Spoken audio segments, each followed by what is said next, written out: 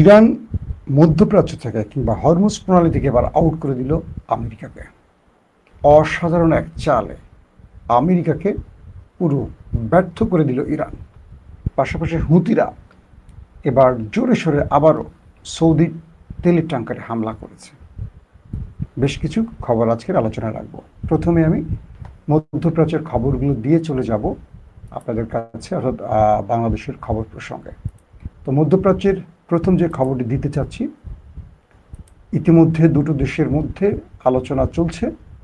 সেই আলোচনার প্রধান বিষয়টি হলো হরমুজ প্রণালী কিভাবে চলবে, ইরান টাকা নেবে কি নেবে না। তো কিছু গণমাধ্যম কি বলছে, ইরানের রাষ্ট্রীয় সম্প্রচার মাধ্যম IRIB একটি নির্ভরযোগ্য সূত্রের বরাত দিয়ে জানিয়েছে যে হরমুজ প্রণালী নিয়ে ইরান ও ওমানের মধ্যে চলমান আলোচনার সঙ্গে যুক্তরাষ্ট্রের কোনো সম্পর্ক নেই। এখানে মূল খেলাটা কি আমি একটু পরে বিস্তারিত বলবো। অসাধারণ একটা খেলা খেলছে ইরান, সেটার ইঙ্গিত দিয়ে গেলাম। দ্বিতীয় যে বিষয়টি সেটি হলো, এর আগে মার্কিন পররাষ্ট্রমন্ত্রী মার্কো রুবিও প্রণালীটি নিয়ে আলোচনার অগ্রগতির কথা জানিয়েছিলেন। অন্যদিকে মার্কিন অর্থমন্ত্রী স্কট বেসেন্ট ইঙ্গিত দিয়েছেন যে আজ বা কালকের মধ্যে একটি চুক্তি হতে পারে। পাশাপাশি হুতিরা দাবি করেছে তারা উত্তর লোহিত সাগরে ওয়াফা নামের একটি সৌদি তেলের ট্যাঙ্কারে ব্যালিস্টিক ক্ষেপণাস্ত্র দিয়ে হামলা চালিয়েছে। আসেন এবার আপনাদের কয়েকটা খবরের বিশ্লেষণ আগে একটু তুলে ধরার চেষ্টা করি। আমেরিকার মূল কৌশলটা কি ছিল? আমেরিকা এখান থেকে ইরানকে হটিয়ে নিজেরা দায়িত্ব নেবে, নিয়ে এই অঞ্চল দিয়ে বিলিয়ন বিলিয়ন ডলার তারা কামাই করবে। ট্রাম্প সেই ঘোষণাটা দিয়েছিল যে এই অঞ্চলে আমেরিকা নিরাপত্তা দিবে সব জাহাজকে, বিনিময়ে প্রতিটি জাহাজ 20% টাকা বা টোল দিয়ে যাবে আমেরিকাকে। মানে ইরান কিন্তু এত চায় না, ইরান অনেক কম চেয়েছে। তো আমেরিকা এই অঞ্চলে ইরানের জলসীমায় এসে নিরাপত্তা দিয়ে তারা নিজেরা এটাকে দখল করার একটা পরিকল্পনা করেছিল। এখন কি হলো, তারা নেভাল ব্লকেট দিয়ে হরমুজ আটকাবার চেষ্টা করলো। ইরান সেই নেভাল ব্লকেটকে টার্গেট করে সিরিজ অ্যাটাক করে করে করে করে দুর্বল করলো, মধ্যপ্রাচ্যে মেরে আমেরিকাকে তক্তা বানায় দিল।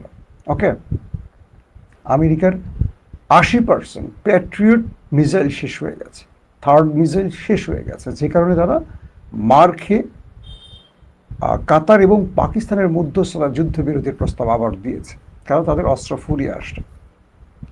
এই সময়টিতে ইরান থামেনি, ইরান সারপ্রাইজ অ্যাটাকও করেছে। ইরান কি করলো, চালাকিটা ওমানের সাথে তারা একটা পরিকল্পনা করলো। মাঝখানে ওমান ইরানের পক্ষে ছিল, আমেরিকা এবং মধ্যপ্রাচ্যের চাপ খেয়ে ওমান ইরানের বিরুদ্ধে চলে যায়। এরপর ইরান ওমানের সিরিজ কয়েক দফা অ্যাটাক করে। কয়েক দফা অ্যাটাকের পর কি ঘটে,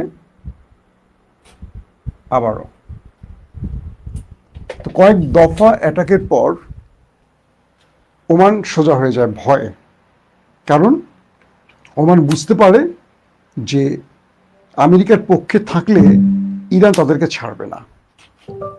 ইরান তাদের কন্টিনিউ এভাবে হামলা করে বাকি আরবের মতো শেষ করে ফেলবে। এই ভয়টিতে ওমান আবার ইরানকে প্রস্তাব পাঠায় যে আমরা তোমার সাথে আলোচনা করতে চাই, তুমি আমাদেরকে আর ধোলাই টোলাই দিও না।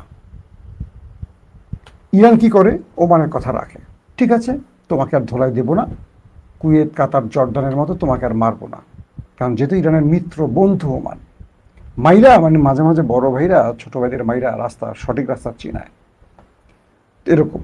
তো ওমানের সাথে আলোচনা হয়। সেই ওমান বলে হরমুজের ঢোকা আর বের হওয়ার যে সিস্টেম, একটা কন্ট্রোল করবে ইরান, একটা কন্ট্রোল করবে ওমান, এবং দুই পক্ষ যে টোল আদায় করবে এটা ভাগাভাগি করে নেবে। এই দুই পক্ষ যখন টোল আদায় করবে, এখানে কি আমেরিকা আছে?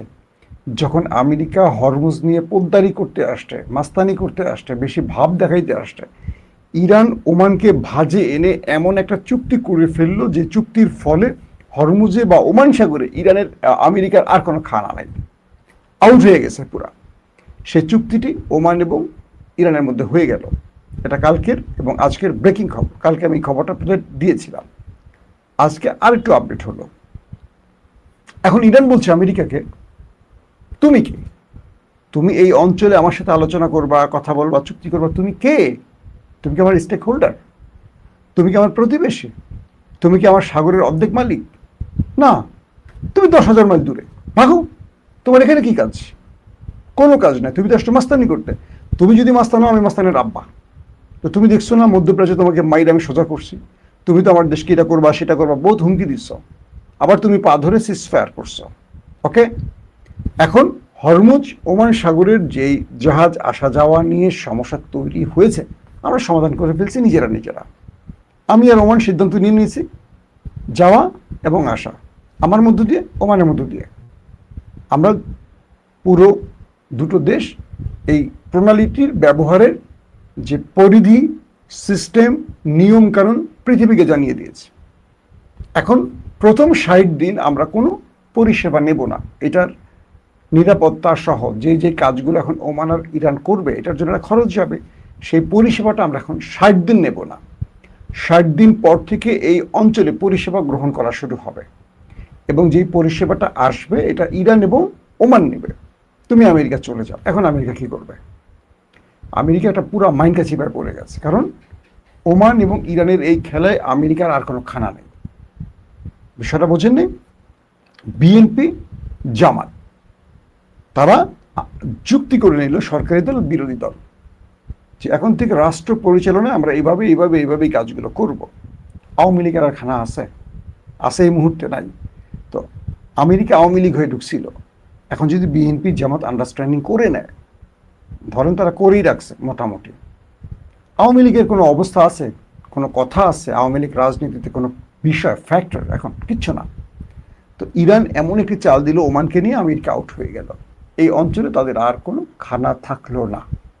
আসেন, এদিকে লোহিত সাগরে সৌদির তেল ট্যাঙ্কারে ব্যালিস্টিক ক্ষেপণাস্ত্র হামলার দায় স্বীকার করেছে এবার ইয়েমেনের হুতিরা।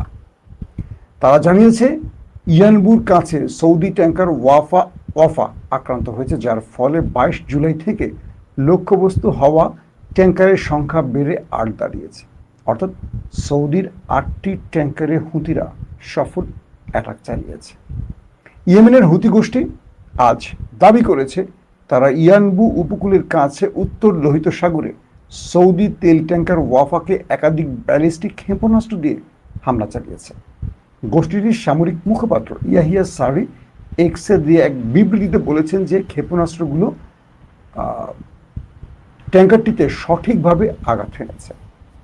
তিনি বলেন, এই হামলাটি ছিল সৌদি আরবের বিরুদ্ধে গোষ্ঠীটির তথাকথিত সামুদ্রিক অবরোধ ও অবরোধের বদলে অবরোধ কৌশলের অংশ। ইয়াহিয়া সারি বলেন, এই হামলার ফলে 22 জুলাই অবরোধ শুরু হওয়ার পর থেকে গোষ্ঠীটির লক্ষ্যবস্তুতে পরিণত হওয়া সৌদির তেল ট্যাঙ্কারের সংখ্যা দাঁড়ালো 8-এ। বুঝতে পারছেন? তিনি আরও বলেন যে 29টি সৌদি তেল ট্যাঙ্কারকে লোহিত সাগর ও আরব সাগর দিয়ে যেতে বাধা দেওয়া হয়েছে। তিনি বলেন, বাব আল মান্দাব প্রণালী থেকে গোষ্ঠীটি তথাকথিত অবরোধ আরোপে সফল হওয়ার পর তাদের তেল ট্যাঙ্কারগুলোকে উত্তর লোহিত সাগরের দিকে ঘুরিয়ে দিয়েছে। এবং তিনি বলেন, ফলাফল যাই হোক না কেন, দলটি মানে বিদ্রোহী হুতিরা সামুদ্রিক প্রবেশ পথ বন্ধ করতে এবং সৌদির তেল ট্যাঙ্কারগুলো চলাচল আটকাতে উত্তর লোহিত সাগরে হামলা অব্যাহত রাখবে এবং আরও তীব্র করবে। এখন পর্যন্ত সৌদির পক্ষ থেকে কোনো বক্তব্য আসেনি। আপনারা মোটামুটি আজকের মধ্যপ্রাচ্যের ব্রেকিং সংবাদগুলো পেয়ে গেছেন। এখনও হুতিরা ধোলাই খাচ্ছে, হুতিদের হাতে ধোলাই খাচ্ছে সৌদি আরব। পাশাপাশি আমেরিকা মানে ইরানের কাছে তার বড় একটা পরাজয় ঘটে গেছে। আরও অনেকগুলো খবর ছিল, রাতে দেব। এখন আসি বাংলাদেশ প্রসঙ্গে। আপনাদের প্রথমে একটু বিরক্ত করে ফেলছিলাম না, সিস্টেমে একটু প্রবলেম হওয়ার কারণে। আজকে বায়তুল মুকাররমের উত্তর গেটে বোধহয় জুলাইয়ের দ্বিতীয় বর্ষ পালন করছে 11 দলীয় জোট। সেই 11 দলীয় জোটের প্রোগ্রামে মোটামুটি 11 দলের সব নেতারা আসছেন। জামাতের আমির ডক্টর শফিক, আক্তার হোসেন, নাসিরউদ্দিন পাটোয়ারি, মামুনুল হক সহ সব পক্ষের বক্তব্য আসে। এর মধ্যে আমার 3 জনের বক্তব্য খুব অ্যাগ্রেসিভ লেগেছে, মামুনুল হক এবং নাসিরউদ্দিন পাটোয়ারি। আর জামাতের আমিরের বক্তব্যটি খুব কৌশলী, অ্যাগ্রেসিভ এবং থ্রেট তিনটি মনে হয়েছে আমার। তিনি বলছেন, ডক্টর শফিক বলছেন যে আপনারা কার ইশারা, তারেক রহমানকে বলছেন যে আপনারা কার ইশারায় জাতিকে দেয়া ওয়াদা ভঙ্গ করছেন। অর্থাৎ তিনি বলছেন যে একজন মায়ের দুটো যমজ সন্তান, একই চেহারা, একই দিন হয়েছে, সব এক, কিন্তু মা একজনকে কখনো দুধ দেয় না, মা দুজনকে দুধ দেয়। একই সঙ্গে ভোট হয়েছে, একই সাথে সিল হয়েছে, আপনি সংসদে বসেছেন, প্রধানমন্ত্রী হয়েছেন, দেশ চালাচ্ছেন, সরকারে বসছেন, কিন্তু একই সঙ্গে 70% মানুষের যে ভোট পড়েছে গণভোটের পক্ষে, সেটাকে আপনি অবজ্ঞা করছেন, সেটাকে মানছেন না। এভাবে চলবে না। আপনি কার কাছে, তারেক রহমানকে বলছেন, আপনি কার কাছে দাসখত দিয়ে গণভোটের বিরুদ্ধে দাঁড়িয়েছেন, এটা জাতি জানতে চায়। আরও অনেক কথা তিনি বলেছেন। পাশাপাশি তিনি আরেকটি কথা বলেছেন, নাসিরউদ্দিন পাটোয়ারি কোরআনের একটি আয়াত তারপরে বলছেন যে তারেক রহমানের কাছে ভালো কিছু পাওয়া যাবে না। নাসিরউদ্দিন পাটোয়ারির বক্তব্য, তিনিও বেশ অ্যাগ্রেসিভ বক্তব্যগুলো দিয়েছেন, আমার কাছে তাই মনে হয়েছে। এবং তিনি আরও বলেছেন যে জুলাই বিপ্লবীরা ঘরে ফিরে যায়নি, জুলাইয়ের জন্য 2000 রক্ত দিয়েছে বা 1400 রক্ত দিয়েছে, প্রয়োজনে আরও রক্ত দেবে, 2800 রক্ত দেবে, কিন্তু তারেক রহমান তাকে ক্ষমতা থেকে সরানো হবে, এরকম হুমকিও তারা দিয়েছে।